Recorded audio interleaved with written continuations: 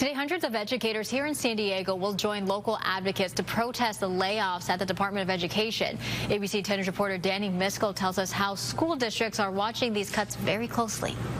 I'm outside of the federal building in downtown, where Friday at noon, hundreds of educators will be holding a protest here. It's actually happening on the heels of the California Federation of Teachers Conference. They want to talk about how the federal cuts to the Department of Education are going to be impacting local schools. Ahead of this rally, we spoke to the board president for the San Diego Unified School District. The district receives about $166 million from the federal Department of Education, and they say that makes up just about 6% of their district's budget.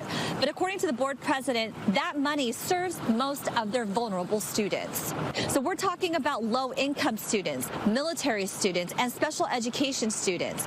The board president says there's also a chance that food services for the students could be impacted. Now, President Trump says he wants to dismantle the Department of Education so he can give the power of the schools back over to the states. But the San Diego Unified's board president says that transition is not going to be easy, and funding could be tied up in the bureaucratic process, leaving districts to try and protect critical students' programs in the interim. We're going to fight to have those continue in their current form and ideally be expanded, because we do need the federal government to step up on special education, for example. But more than anything, we have to keep laser focused on the programs themselves and ensure their ongoing viability.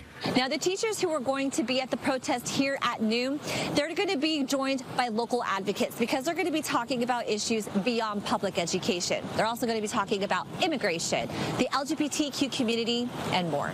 Reporting in downtown, I'm Danny Miskell.